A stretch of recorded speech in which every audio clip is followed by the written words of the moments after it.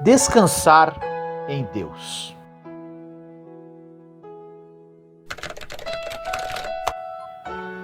No livro de Mateus, capítulo 11, versículos de 28 a 30 diz: Venham a mim, todos os que estão cansados e sobrecarregados, e eu lhes darei descanso. Tomem sobre vocês o meu jugo e aprendam de mim, pois sou manso e humilde de coração, e vocês encontrarão descanso para suas almas, pois o meu jugo é suave e o meu fardo é leve. Acalmar-se e alegrar-se. Essa escritura é muito confortadora. O Senhor dá refrigério à nossa alma. Nesta passagem, o próprio Jesus nos convida para nos dar refrigério, mas não refrigério para o nosso corpo, e sim para nossas almas. Podemos descansar fisicamente, porém nossa mente e nossa alma poderá continuar se movendo. O corpo descansa, mas internamente continuamos acelerados. Jesus diz para você e para mim hoje: se você estiver perturbado, venha a mim. Se você está cheio de problemas a resolver, venha a mim. Se você não sabe o que fazer, venha a mim. Se você está passando por qualquer fardo em sua vida, venha a mim. Se buscarmos ao Senhor, encontraremos refrigério e alívio. Podemos dizer que, na verdade, a nossa alma precisa de umas férias. Podemos tirar férias do nosso corpo e ainda assim não estaremos de férias de nossas almas. Temos duas vidas, uma interna e outra externa. E com toda certeza, a nossa vida interior é extremamente mais importante para Deus do que a nossa vida exterior.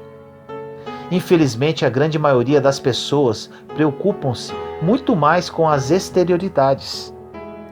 Nossa mente e nossas emoções precisam de férias. Precisamos mudar a forma de encarar a vida.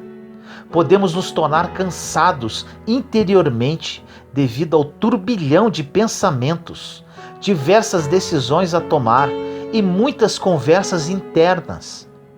Precisamos aprender a fazer uma coisa de cada vez. Normalmente, no período noturno, estamos mais cansados mentalmente devido à correria do dia.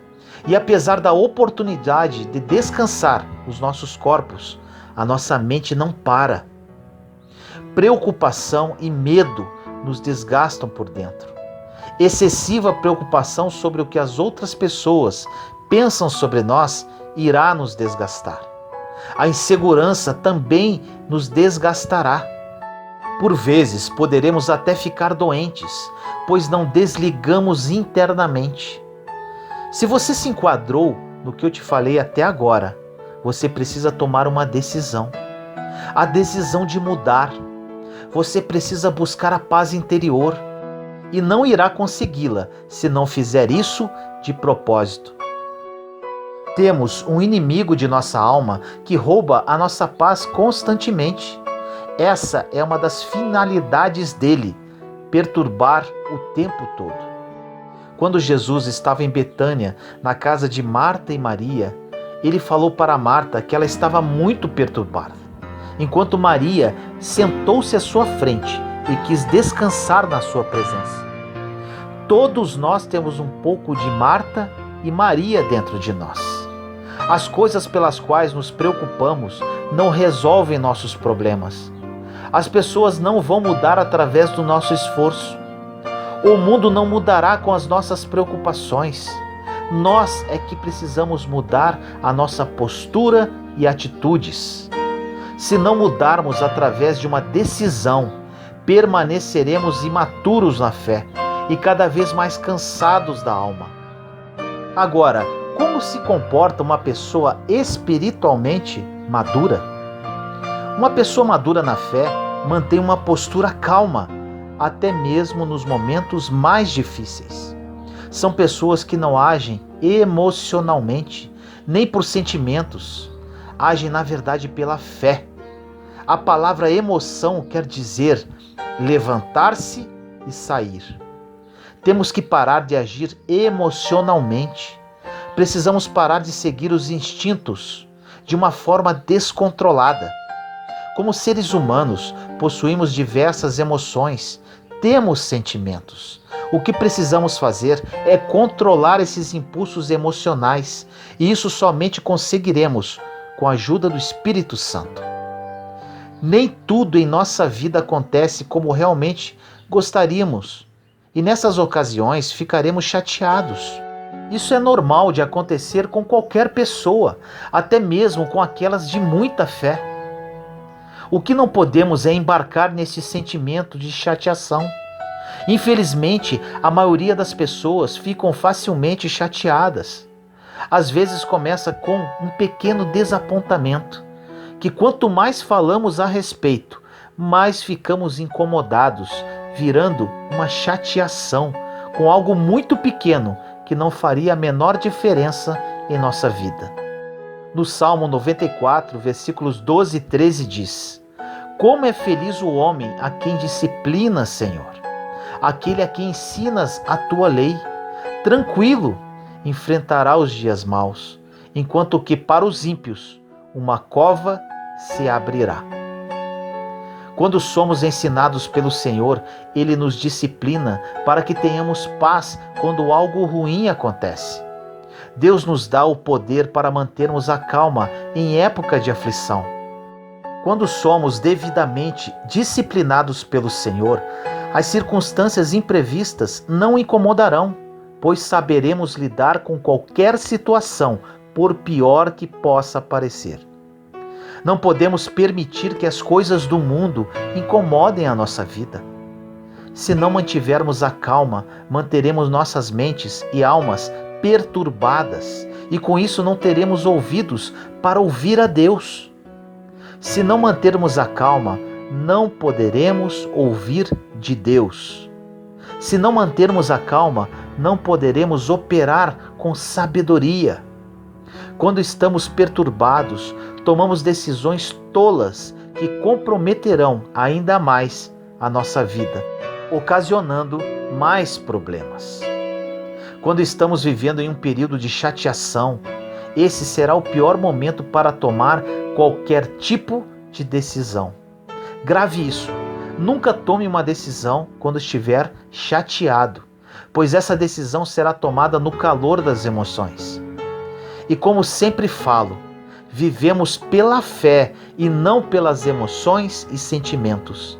Se vivermos pelas emoções, será derrota atrás de derrota. Vivi assim por muito tempo. Jesus é nosso grande exemplo. Ele não se conformou com o mundo e andou no Espírito. Quando estava cansado, ele se afastava das multidões e retirava-se para um lugar para descansar, orar e ficar sozinho. Jesus tirava um tempo para ele. E por que não devemos fazer isso também? Por muitas vezes, mesmo precisando se retirar, deixamos as necessidades das pessoas nos controlar e nos manipular. Deixamos pessoas controlarem as nossas vidas. Precisamos parar de ficar preocupados com a opinião dos outros a nosso respeito.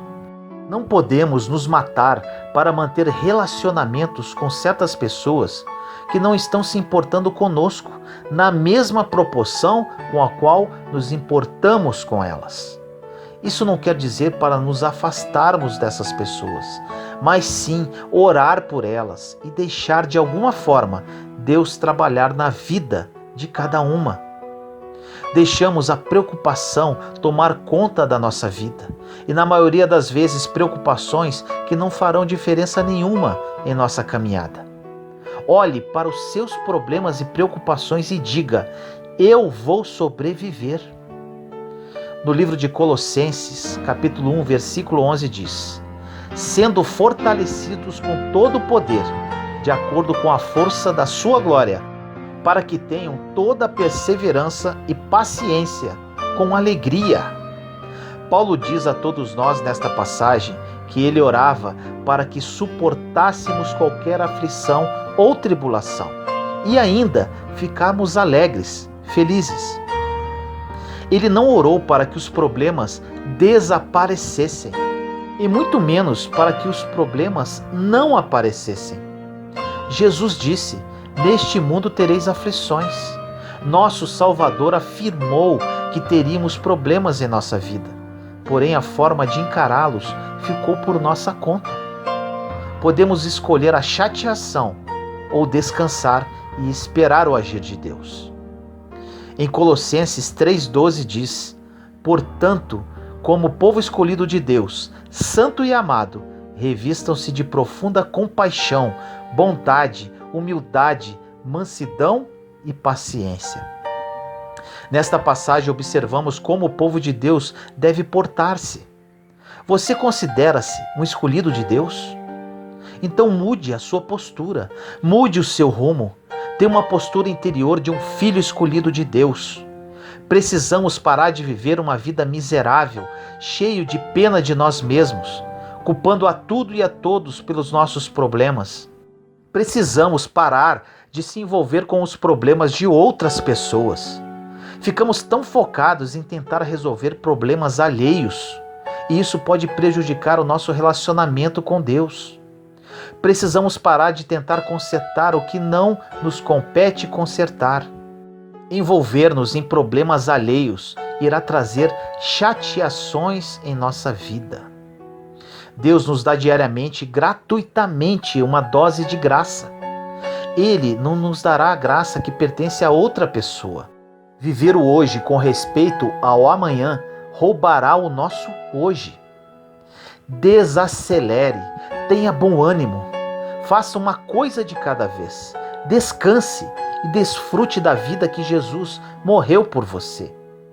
No livro de João, capítulo 14, versículo 27 diz: "Deixo-lhes a minha paz lhes dou, não a dou como o mundo a dá. Não se perturbem os seus corações, nem tenham medo." Quando ler a Bíblia, preste atenção nos verbos. Nesta passagem fica claro que a paz de Jesus já é nossa.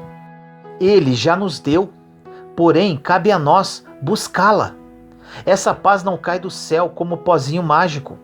Precisamos buscá-la, persegui-la. Para viver essa paz em nossa vida, precisamos mudar os nossos objetivos. Chega de aborrecimento, de raiva, de preocupação, de chateação. Lembre-se desta frase para sempre: "Não são as circunstâncias que nos chateiam, mas nós que nos chateamos pelas circunstâncias." Repito, não são as circunstâncias que nos chateiam, mas nós que nos chateamos pelas circunstâncias. Descanse em Deus e siga em frente. Senhor amado, entro em sua santa presença neste momento, Pai. Estamos aqui, seus filhos e filhas, em oração, buscando a sua face. Muitos de nós, Senhor, estamos cansados da mente e da alma. Por mais que tentemos descansar fisicamente, nossa voz interior não para. Chega, Pai. Não queremos viver assim, pois sabemos que precisamos entregar as nossas preocupações no seu altar. Descansar e viver a vida que Jesus morreu por cada um de nós. Perdoe-nos, Pai, pela nossa ingratidão.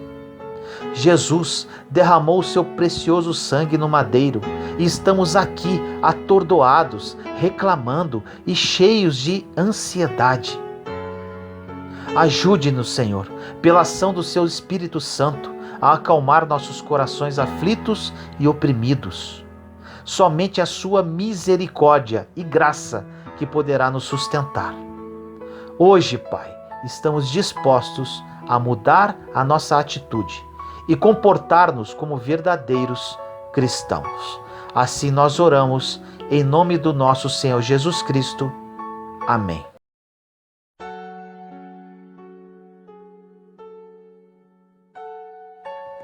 Hoje nós vamos aprender sobre 6 brechas que devem ser tampadas para não dar lugar ao diabo. A primeira brecha é a mentira. A primeira brecha para a entrada do inimigo é a mentira. O diabo é o pai da mentira, conforme João, capítulo 8, versículo 44.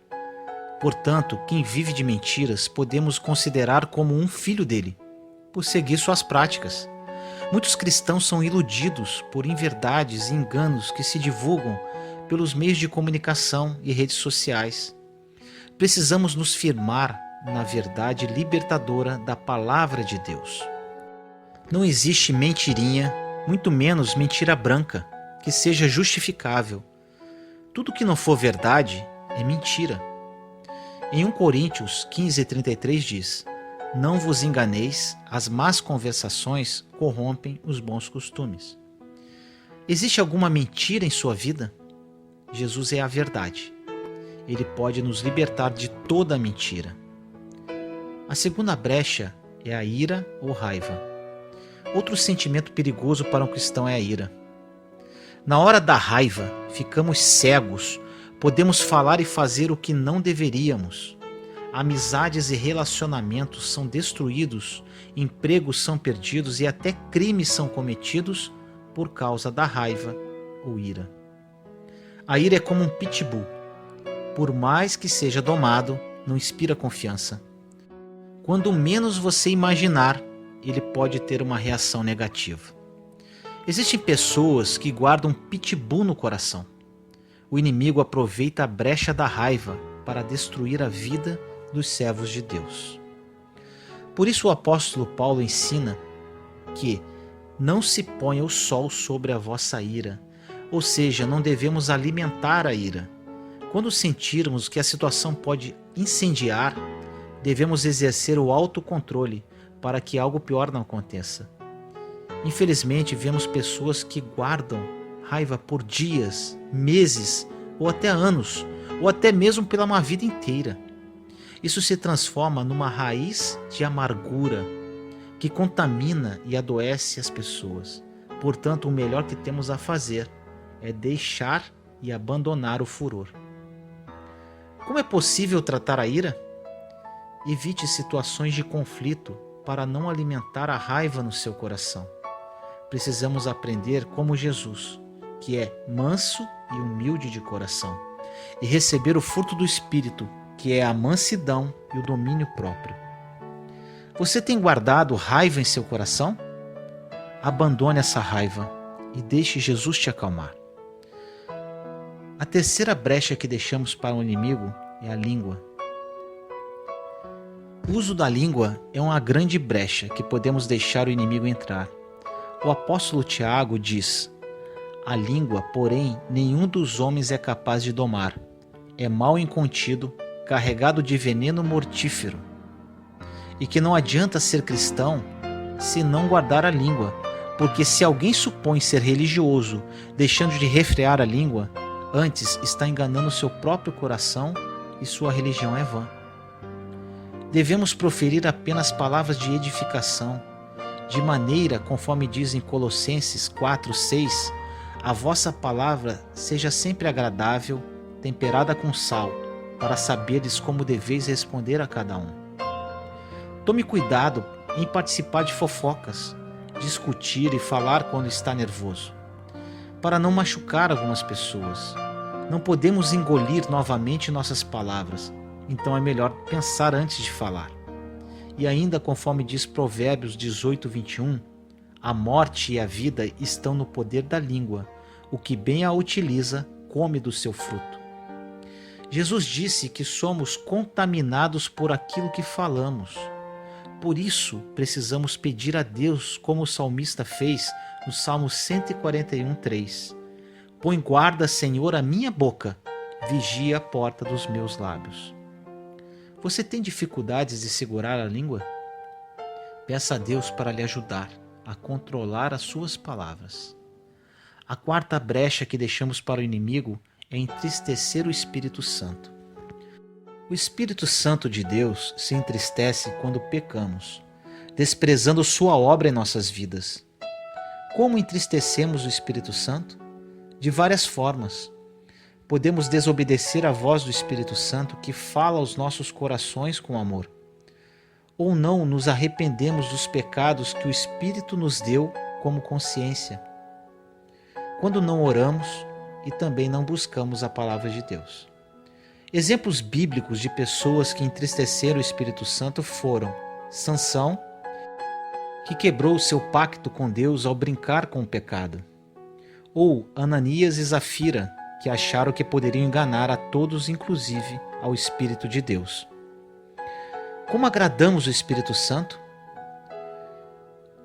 O Espírito Santo se alegra com a nossa fé, Hebreus 11:6, ou quando vidas se convertem, Lucas 15:10, ou com a santificação, Hebreus 12:14, ou com a doação generosa, 2 Coríntios 2:9. Você tem entristecido o Espírito de Deus? Busque fazer a vontade do Senhor e estará alegrando o Espírito Santo. A quinta brecha que deixamos para o inimigo é a maldade. Tudo começa por nossos pensamentos. Maus pensamentos proporcionam maus sentimentos, que consequentemente resultarão em más ações. Precisamos cuidar para que nosso coração não se torne maldoso e desconfiado como consequência de pensamentos ruins. O inimigo luta para colocar maldades em nossos corações, através da nossa forma de pensar. Por muitas vezes ele usa outras pessoas para plantar uma sementinha do mal em nossas mentes, tentando abrir os nossos olhos, entre aspas, com relação a algum fato ou com relação a outra pessoa. Lembra-se da serpente que tentou abrir os olhos de Adão e Eva? Na palavra de Deus diz que o Senhor se aborrece conforme Provérbio 6, 16 a 19. Olhos altivos, língua mentirosa, mãos que derramam sangue inocente, coração que maquina pensamentos viciosos, pés que se apressam a correr para o mal, testemunha falsa que profere mentiras, e ele abomina o que semeia contendas entre os irmãos.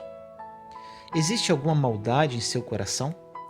Jesus pode lhe proporcionar um novo coração e uma nova forma de pensar. A sexta brecha que deixamos para Satanás entrar em nossas vidas é a falta de perdão. A última brecha que abre lugar para Satanás em nossas vidas é a falta de perdão. Muitos cristãos não falam mentira, são mansos, não falam coisas ruins, agradam o Espírito Santo, servindo a Deus e fogem da maldade. Mas se alguém lhes machucar, não consegue liberar o perdão. Jesus colocou o dever de perdoar ao próximo como condição para receber a perdão dos nossos pecados, conforme Mateus capítulo 6, versículos 14 e 15. Porque se perdoardes aos homens as suas ofensas, também vosso Pai Celestial vos perdoará a vós. Se porém não perdoardes aos homens e as suas ofensas, também vosso Pai vos não perdoará as vossas ofensas. O perdão deve ser um exercício constante na vida de um cristão. Jesus também ensinou que devemos perdoar quantas vezes for preciso. A igreja também é um lugar para praticar o perdão. E todos os dias os irmãos devem conviver, conforme Colossenses 3,13, suportando-vos uns aos outros e perdoando-vos uns aos outros. Se alguém tiver queixa contra o outro, assim como Cristo vos perdoou, assim fazei vós também. Não permita que Satanás entre em sua vida pela falta de perdão. Quando você não perdoa alguém, é como se estivesse algemada a ela. Mas ao liberar o perdão, ambos são livres. O inimigo sorri toda vez que consegue usar um cristão para ofender outro e dá gargalhadas quando um cristão não perdoa seu irmão. Porque assim tem liberdade de entrar na vida e achar lugar para te roubar as bênçãos da comunhão. Existe alguém que você precise liberar perdão? Perdoe quem te ofendeu e não deixe brecha para Satanás em sua vida. Essas práticas são brechas que Satanás procura para entrar na vida de um cristão. Precisamos vigiar para não dar lugar ao inimigo. Quando Jesus esteve no deserto, o diabo apareceu. Ele queria que Jesus aceitasse suas propostas mentirosas, que ficasse nervoso para dar lugar à ira, que Jesus falasse alguma palavra rude. Ainda tentou distrair Jesus para que entristecesse o Espírito de Deus, deixando de orar, e quis plantar malícia no coração de Jesus, prometendo coisas mundanas. Mas o Senhor resistiu ao diabo e disse-lhe: retira-te, Satanás. Existe alguma brecha em sua vida? Tape todas as brechas e não deixe lugar para Satanás em seu viver.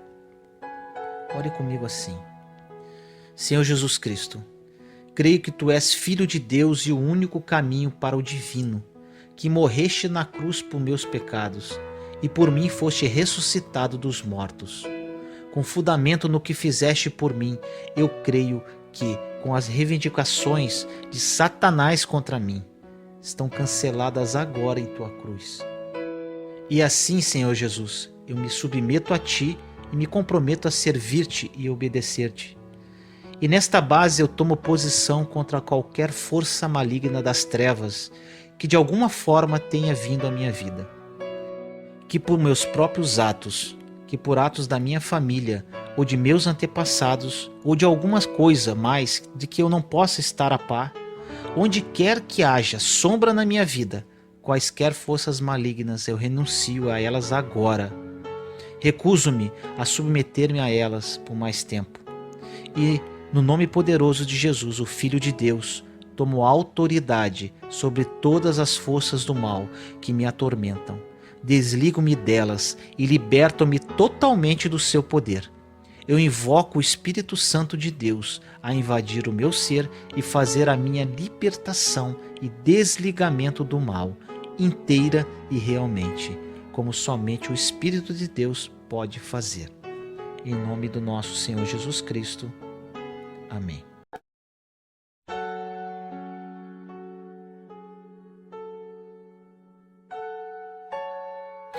Você precisa apenas de coragem. No livro de Deuteronômio, capítulo 31, versículo 6 diz: esforçai-vos e animai-vos, não temais, nem vos espanteis diante deles, porque o Senhor vosso Deus é o que vai convosco. Não vos deixará, nem vos desamparará. Se todas as pessoas tivessem a plena revelação e convicção do quão poderoso a coragem é, nem todo mundo teria pensado em algum momento em parar no meio do caminho. O fato de sabermos algumas coisas não significa que estamos experimentando-as. O que vai mudar a nossa história não é a quantidade de versículos que conhecemos, mas é a quantidade de versículos que vivemos. Eu já falei isso em outras mensagens e vou continuar falando. Se existe cansaço, Deus te renovará. Se existe doença, existe poder em Jesus para você receber a cura. Se existe em você a vontade de desistir, existe o poder no nome de Jesus hoje para te dar esperança que move uma geração. Jesus é tudo aquilo que precisamos que Ele seja. Isso é o caráter de Deus, onde Ele carrega a resposta para toda inquietação e todo problema da criação, porque só quem nos fez por completo consegue olhar para o nosso interior e perceber o que realmente está faltando. É por isso que o Evangelho é a única resposta para uma geração. É a única palavra, em verdade, capaz de mudar a história de uma cidade. Verdade, sem a graça, mata as pessoas. Quando você entende que graça e verdade andam juntas, entende também que você não merecia nada, porém Deus desejou fazer. Você começa a entender também que o mesmo Jesus que falou, eu não te condeno, em João 8,11, também diz, vai e não peques mais. Jesus fala algumas coisas que liberam chaves e não percebemos, mas elas nos dão uma direção clara a respeito do que Ele espera de nós. Como por exemplo em Mateus 14, versículos de 4 a 32, diz assim, E o barco estava no meio do mar, açoitado pelas ondas, porque o vento era contrário. Mas à quarta vigília da noite, dirigiu-se Jesus para eles, andando por cima do mar. E os discípulos, vendo-o andando sobre o mar, assustaram-se, dizendo: é um fantasma, e gritaram com medo. Jesus, porém, lhes falou logo, dizendo: tende bom ânimo, sou eu, não temais. E respondeu-lhe Pedro e disse: Senhor, se és tu, manda-me ir ter contigo por cima das águas. E ele disse: vem. E Pedro, descendo do barco, andou sobre as águas para ir ter com Jesus. Mas sentindo o vento forte, teve medo e, começando a ir para o fundo, clamou dizendo: Senhor, salva-me. E logo Jesus, estendendo a mão, segurou-o e disse-lhe: homem de pouca fé, por que duvidaste? E quando subiram para o barco, acalmou o vento. O mesmo Jesus que imediatamente fala: coragem, não tenha medo. É o mesmo Jesus que em seguida, imediatamente, estende as mãos. Entenda isso. Ele está mostrando que está sempre pronto para nos socorrer em meio a qualquer circunstância que estamos enfrentando. Muitas pessoas param no meio do caminho porque o Evangelho não tem a ver apenas com as experiências que temos, mas tem a ver com Deus restaurando o governo através de nós. Jesus não esteve tão feliz com a experiência que Pedro teve. Ele ficou frustrado com a falta de coragem e fé de Pedro. O que alegraria a vida de Jesus não era apenas a experiência de Pedro, mas é o entendimento que Pedro teria a partir dali. Ou seja, em Cristo ele teria autoridade para governar tempestades. Quando Pedro afunda e Jesus diz: homem de pequena fé, ou homem de pouca fé, é como se Jesus dissesse: Pedro, você não está entendendo. Eu não te convidei só para andar sobre as águas, mas te convidei também para você lembrar quem você é. Eu te lembrei de algo que desde o princípio Deus estipulou sobre a criação, que é governo sobre toda tempestade, criação, circunstância, medo. Quando Pedro afundou, é como se acontecesse basicamente assim: ele tirando Jesus do governo e colocando o medo nesse lugar. Percebemos que nesta passagem Jesus fala coragem, porém logo depois Pedro teve medo ao olhar para as altas ondas. Tudo isso é muito simples, meu irmão e minha irmã. Grave isso para sempre em seu coração. Ou vivemos a nossa fé, ou vivemos os nossos medos. Tem momentos que o medo vai falar para você: não dá mais, você não vai conseguir, esse negócio não vai dar certo, a tua vida não vai ser do jeito que você imaginou, esse casamento não vai ser restaurado, seus filhos não vão ter uma experiência com Deus. Mas entenda que toda palavra que vem sobre nós e gera em nós abatimento sempre vai ser uma palavra do inferno. Agora, toda palavra que vem sobre nós e gera em nós revestimento, autoridade, convicção e esperança, sempre é uma palavra que Deus sopra sobre nós. Você quer discernir que tipo de voz ouvir? É só você perceber para onde ela aponta. Toda a palavra de Deus vai te falar a respeito do caminho, de não parar, de prosseguir, de não desistir. E toda a palavra que vem do inferno vai te falar a respeito de andar para trás e voltar para onde você estava.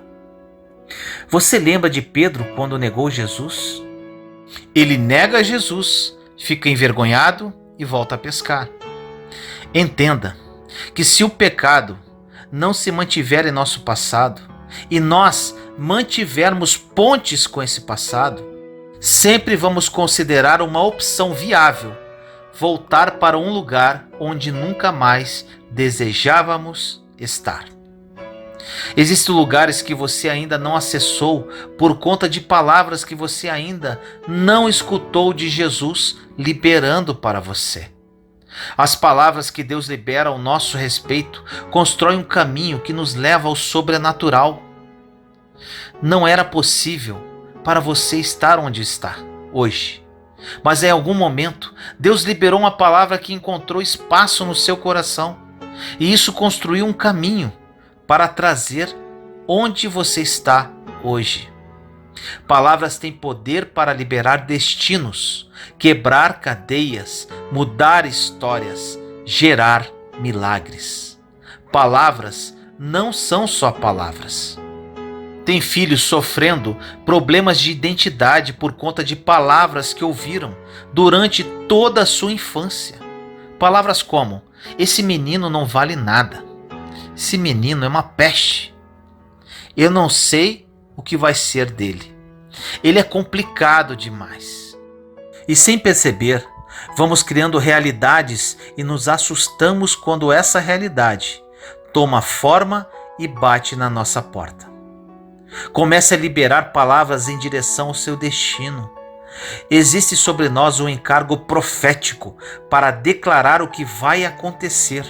O problema é que quando não lembramos disso, começamos a viver no automático e não percebemos o que já está acontecendo. Quem se antecipa, governa.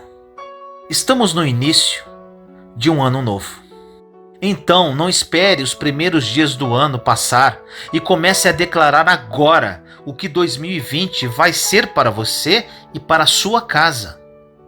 Em toda semana que ainda não começou, existe em você autoridade para declarar o que ela vai se tornar. Então declare: em 2019 foi incrível, mas não se compara com aquilo que Deus preparou para mim em 2020. Porque aquele que me prometeu é fiel para cumprir. Ele não é homem para mentir. Ele não é filho do homem para que se arrependa. Vai ser um ano de milagres, curas, de mover o sobrenatural, ano de expansão, ano que pessoas serão tocadas como nunca antes visto. Será o ano que Deus vai renovar o fogo sobre o altar daqueles que queimavam e não queimam mais, daqueles que sonhavam e não sonham mais. Portanto, quando eu declaro aquilo que ainda não aconteceu, os meus olhos podem ver, porque o que eu disser sem ver, os meus olhos verão. A dinâmica é diferente no reino de Deus. É tratar as coisas que não são como se já fossem. Isso é fé.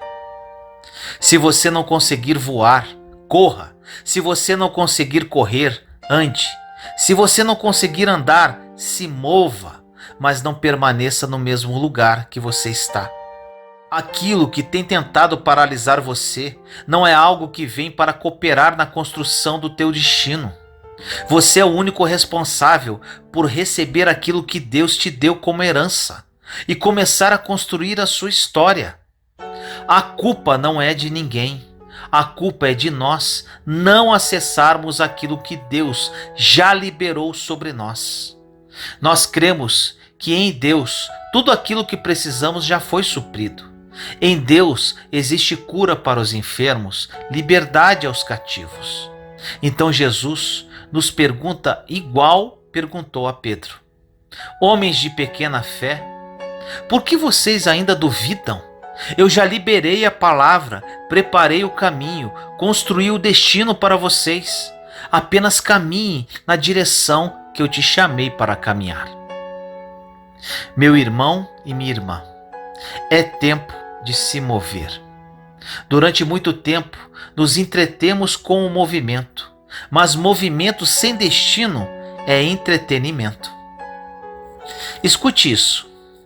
Por que Jesus é sua esperança?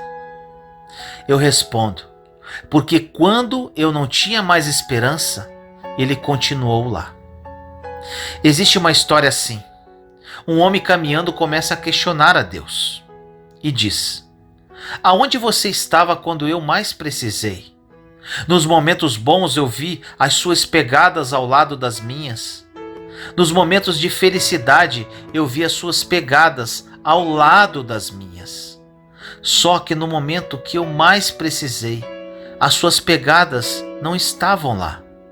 E Deus responde: filho, as pegadas que você está vendo são as minhas. Eu estou carregando você no colo. É esse evangelho que estamos pregando. O Deus que chamou ao ponto de se doar para que nós não experimentássemos mais a dor de sermos órfãos. O Deus que preferiu perder o seu filho do que perder você. Então saia do lugar que você está. Saia da sua zona de conforto que te impossibilita. Aquilo que Deus liberou sobre nós é infinitamente mais poderoso do que qualquer palavra contrária que vem contra nós. Nenhuma arma forjada contra nós prosperará, porque existe um Deus que nos guarda, nos esconde, nos protege, que luta por nós. Aquilo que você não pode, o Senhor pode. Aquilo que você não sabe, Ele sabe. Aquilo que você não consegue, o Senhor é infinitamente poderoso para fazer mais do que você pede, mais do que você sonha. Tenha coragem para se expor. Um questionamento importante. Medite nisso. Qual o sentido de querermos unidade como igreja se não falamos com pessoas da nossa própria família? Aí você pode dizer assim: mas ele ou ela errou comigo. Ok, mas nós erramos com Deus e mesmo assim Ele continua nos amando. Não tem a ver com merecimento, tem a ver com graça. Quando alguém morre na família, você sabe quem tinha uma relação saudável e quem não tinha. Você percebe pelo choro a diferença da dor de remorso e dor da perda. Não espere perder algo valioso para dar valor. Não encare esse novo ano só por ter um novo calendário apenas, pois a nossa mente é programada para isso. Neste período que passou do Natal, Ano Novo, fim do ano e agora no início do ano, começamos a perceber e ter mais sensibilidade para entender que um novo ciclo começa e nessa nova estação ou temporada, se você não permitir que Deus mude algumas coisas em você, nada vai mudar ao seu redor também. Exemplo: Nelson Mandela. Ficou 27 anos preso, longe da família, longe dos filhos, sem liberdade. Quando ele sai de lá, os repórteres vão perguntar para ele como está o seu coração e se ele vai tentar se vingar de quem fez isso com ele. E Nelson sabiamente respondeu: quando eu saí em direção ao portão que me levaria à liberdade, eu sabia que se eu não deixasse a minha armadura e o meu ódio para trás, eu ainda estaria preso. Profundo isso, não é? Se você entrar em uma nova estação sem se libertar daquilo que um dia te aprisionou, você continua preso dentro de você mesmo. É tão bom entender que, se Jesus tirou de nós toda a carga, não tem sentido colocarmos sobre nós de novo. Ninguém disse que seria fácil, mas pode ser leve. Vulnerabilidade está diretamente associada à coragem, porque só alguém muito corajoso consegue se despir e tirar as máscaras que usava durante tanto tempo. Precisamos de coragem para nos expor, seja emocionalmente ou circunstancialmente. Existem momentos em que, se você não se dispuser a riscos, você não vai viver milagres. O problema é que sempre queremos estar em uma zona de segurança, querendo viver o sobrenatural. E Deus nos fala que só vamos viver o sobrenatural quando sairmos do barco e andarmos sobre as águas, porque Ele está no meio da tempestade. Não há problema se existe caos quando entendemos que Deus está no meio dele. Não há problema se existe deserto quando eu entendo que Deus está no meio do deserto. É o Deus que faz no meio de um deserto brotar vales. É o Deus que faz alguém que está em crise pegar essa crise e se transformar em um testemunho. Deus continua mudando histórias. Já parou para pensar qual é o propósito de Jesus?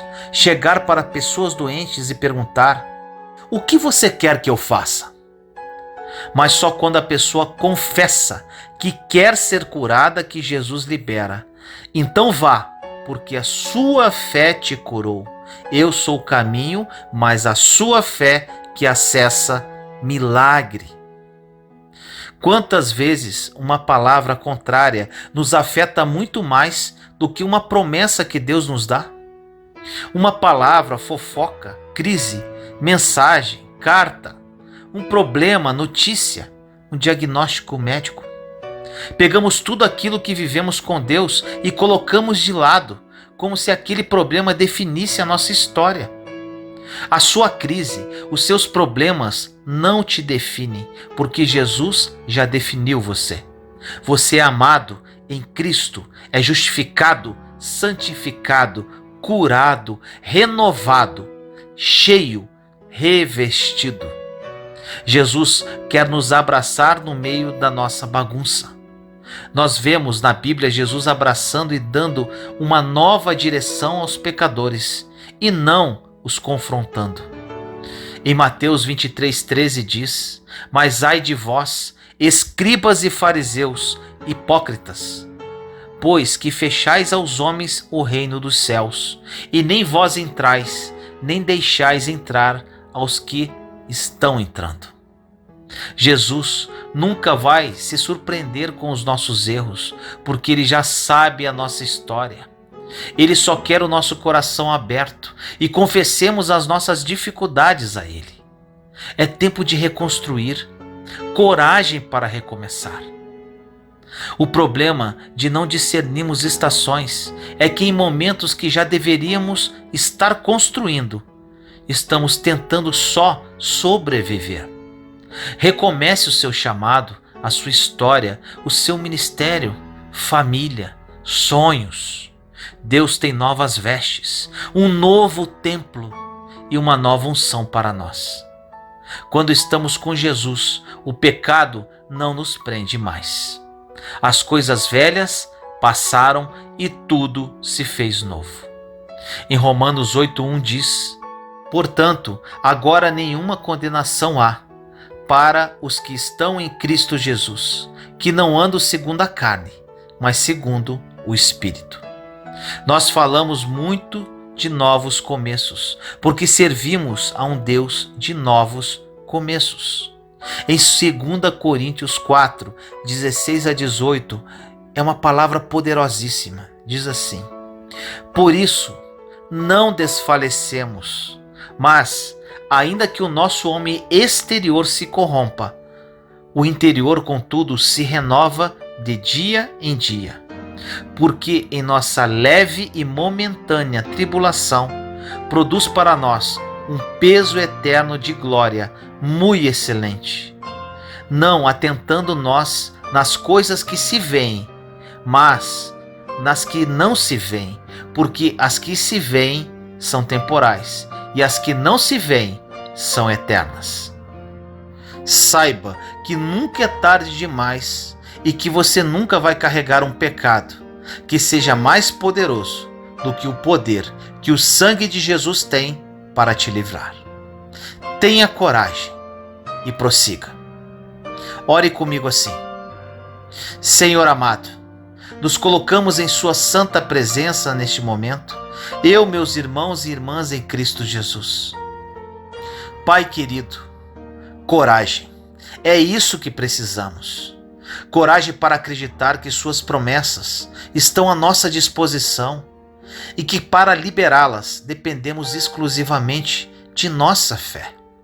Coragem para deixar o passado definitivamente enterrado e viver o novo que nos espera em Cristo. Coragem para deixar o pecado e viver uma vida em santidade. Coragem de assumir a nossa identidade de verdadeiros filhos teus.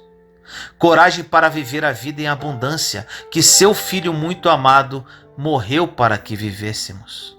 Coragem para recomeçar, para construir uma nova história e para viver o seu plano bom, perfeito e agradável. Ajude-nos, Pai, a viver conforme a tua vontade e a entender que sem coragem morreremos no deserto. Assim nós oramos, em nome do nosso Senhor Jesus Cristo. Amém.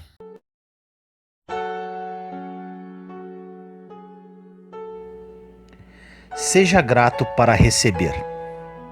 No livro de Marcos, capítulo 8, versículos de 1 a 10 diz: Naqueles dias, como fosse novamente numerosa multidão, e não tivessem o que comer, Jesus convocou os discípulos e lhes disse: Tenho compaixão deste povo. Já há 3 dias perseveram comigo e não têm o que comer. Se os despedirem em jejum para suas casas, desfalecerão no caminho, e alguns deles vieram de longe. Seus discípulos responderam: Como poderá alguém fartá-los de pão aqui no deserto?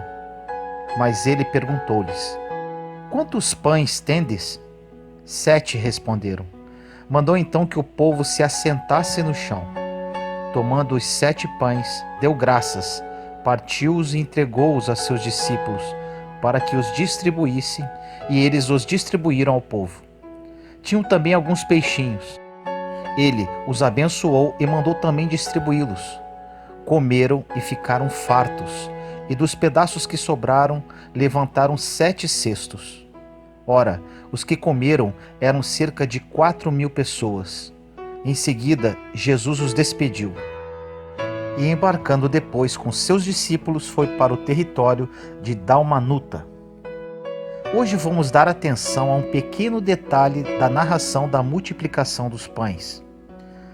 O Evangelho nos diz que antes de partir o pão e os peixes para serem distribuídos, Jesus os tomou nas mãos para dar graças.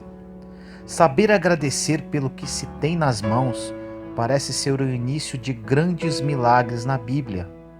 Só aqueles que reconhecem o que têm recebido do Senhor podem multiplicar as bênçãos generosas de Deus.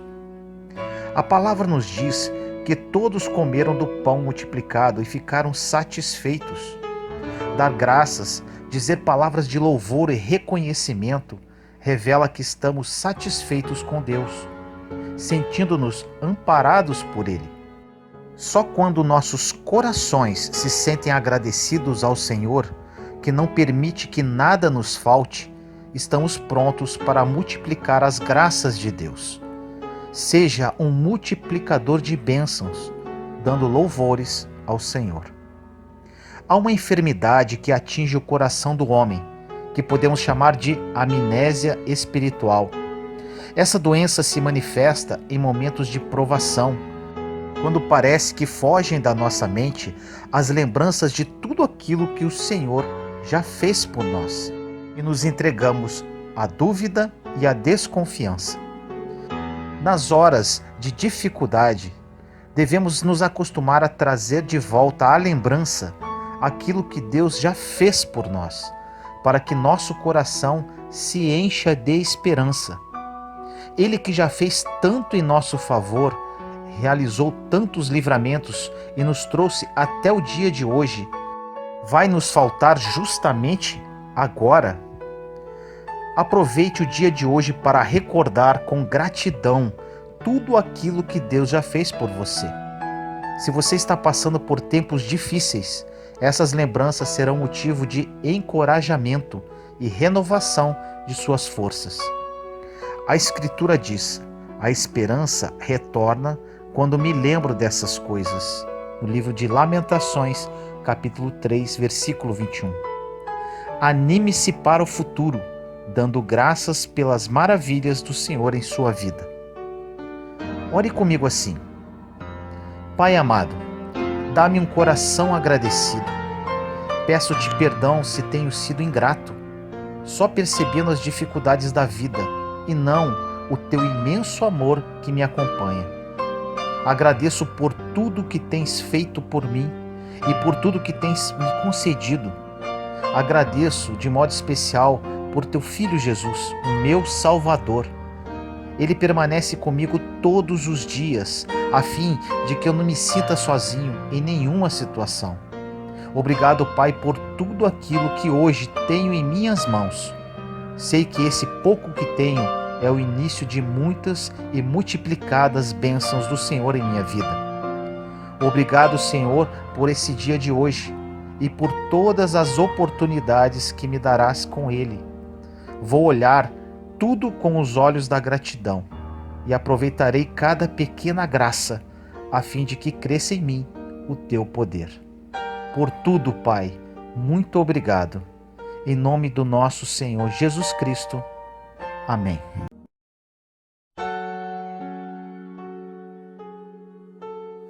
Ela dizia: aconteceu que certa mulher, que havia 12 anos, vinha sofrendo de uma hemorragia e muito padecera à mão de vários médicos, tendo despendido tudo quanto possuía, sem contudo nada aproveitar. Antes, pelo contrário, indo a pior. Tendo ouvido a fama de Jesus, vindo por trás dele, por entre a multidão, tocou-lhe a veste. Que diremos da mulher com o fluxo de sangue? Estava doente há 12 anos. Tinha sofrido muito e ninguém pôde ajudá-la. Com certeza essa mulher era constantemente atormentada por pensamentos de desesperança. Quando ela decidiu ir até Jesus, ela deve ter ouvido: de que adianta? Mas decidiu enfrentar uma multidão tão grande que chegava a sufocá-la. Tocou as vestes de Jesus, virtude fluiu e ela foi curada. Mas há um detalhe que não podemos perder no versículo seguinte, em Marcos 5:28. Porque dizia: se eu apenas lhe tocar as vestes, ficarei curada. Ela dizia, você entende? Ela dizia, não importa como a mulher se sentia, não importa quantos tentaram desanimá-la. Embora o problema já durasse 12 anos e parecesse impossível passar pela multidão, essa mulher recebeu seu milagre. Jesus disse que fora a fé que a tinha salvado. A fé dessa mulher foi liberada por meio de suas palavras. A fé tem de ser ativada para funcionar, e nós a ativamos pelas palavras. Continue falando e não desista da esperança. No livro de Zacarias, capítulo 9, versículo 12 diz: voltai à fortaleza, ó presos de esperança. Também hoje vos anuncio que tudo vos restituirei em dobro. Uma mulher com uma doença incurável foi totalmente curada. O que ela vivia era impossível para o homem, mas para Deus todas as coisas são possíveis. Mateus 19:26. Esse versículo de Zacarias revela um verdadeiro tesouro. Como presos de esperança, ele diz, devemos ser cheios de esperança, devemos pensar esperança, devemos falar esperança. Esperança é o fundamento no qual a fé se apoia.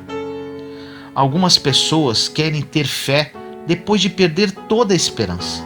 Não vai funcionar. Recuse-se a parar de ter esperança. Não importa quão morta a situação possa estar. Quantos anos tenham passado, Deus ainda é Deus. E esse versículo nos diz que, se permanecermos positivos e formos presos de esperança, Deus nos restituirá em dobro tudo o que perdemos. Aleluia! Ore comigo assim. Senhor querido e amado, essa mensagem toca muito meu coração. A mulher do fluxo de sangue, por mais impossível que fosse a sua cura, Jesus a curou.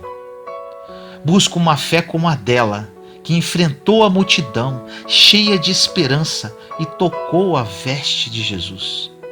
O Senhor é o Deus do impossível. Tudo para ti é possível.